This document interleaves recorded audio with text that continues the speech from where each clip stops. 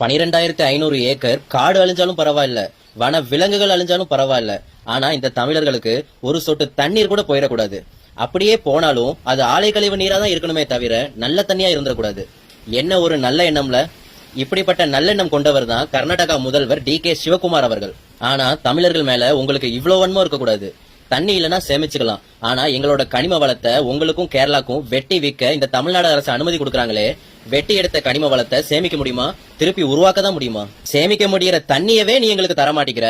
அப்போ என்ன மயிர் நீப்பின் வாழா கவரிமான் அன்னார் உயிர் நீப்பர் மானம் வரினுக்கு திரும்ப உருவாக்க முடியாத எங்களோட கனிம வளத்தை நாங்க உங்களுக்கு தரணும்? கர்நாடகா அரசே, மேகதாதுல நீ அணைய கட்டிதான் பாரு. அப்புறம் உனக்கு நெய்வேலி பழுப்பு நிலக்கரி, மின்சாரம், கல்லு, மண்ணு, எம்சாண்ட் போன்ற எந்த வளங்களும் இங்க இருந்து வராதுன்னு சொல்லுற ஒரு நல்ல தலைவனை தமிழ்நாடு மக்கள் தேர்ந்தெடுக்காம விட்டுட்டாங்க. எங்களோட வளங்கள் எல்லாருக்கும் போதும், ஆனா நீங்க எங்களுக்கு தண்ணி கூட தரமாட்டீங்க. அப்படிதானே? எங்களோட கனிம வளங்களை வச்சு உங்க மாநிலத்தை கட்டமைச்சுக்கிட்டு நாங்க குடுக்கற மின்சாரத்தை பயன்படுத்தி வாழ்ந்துகிட்டு எங்களுக்கு தண்ணி இல்லன்னு சொல்றனா உனக்கு எவ்வளவு திமிரு இருக்கும்? எங்களுக்கு தண்ணி தர முடியாதுன்னு சொல்ற நீ, உனக்கு உண்மையாவே வெக்கமான சூடு சோர்ன ரோஷம்லாம் இருந்தா உங்களோட கனிம வளம் எங்களுக்கு வேணாம், உங்களோட மின்சாரம் எங்களுக்கு வேணான்னு சொல்லிட்டு போக வேண்டியதானே? வெக்கமான சூடு சோர்ன ரோஷம்லாம் இல்லன்னு நினைக்கிறேன். கர்நாடகா ஒரு பக்கம்னா அடுத்து கேரளா நம்ம கனிம வளத்தெல்லாம் வாங்கிக்கிட்டு நன்றி கடனா திருப்பி குப்பையை கொட்டிட்டு இருக்கானுங்க.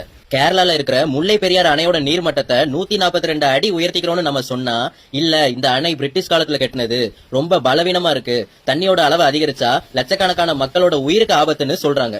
உச்சநீதிமன்றம் அணைய பழுது பார்த்து 142 அடி வரை நீர்மட்டத்தை உயர்த்திக்கலான்னு தீர்ப்பு கொடுத்துருச்சு.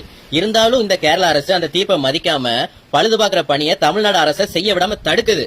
இவனுங்களுக்கு எவ்வளவு கொழுப்பு இருக்கும்? நீர்மட்டத்தை உயர்த்தினா அங்க இருக்கிற மக்களோட உயிருக்கு ஆபத்து, அப்படிதானே? அப்போ நீ இங்க இருந்து கனிம வளத்தை வெட்டி எடுத்துட்டு போயிட்டே இருக்கிய, இது தமிழ்நாடு மக்களுக்கும் இங்க வாழுற உயிர்களுக்கும் ஆபத்து இல்லையா? உங்க தேசம் மட்டும் மழையையும் பாதுகாத்துக்கிட்டு மக்களையும் பாதுகாத்துக்கிட்டு கடவுளின் தேசமா இருக்கணும், எங்க தேசம் மட்டும் காசுக்கு எல்லாத்தையும் வித்துட்டு சாத்தானின் தேசமா இருக்கணுமா? ரெண்டு மாநிலங்களும் பக்கம் பக்கம் இருந்துகிட்டு எங்க வளங்களை எல்லாம் அள்ளி தின்னுக்கிட்டு நாங்க தண்ணி கேட்ட தரமாட்டீங்க. இதுல எங்களை இந்தியான்னு ஒன்னா சேர்ந்து வேற நிக்க சொல்றீங்க.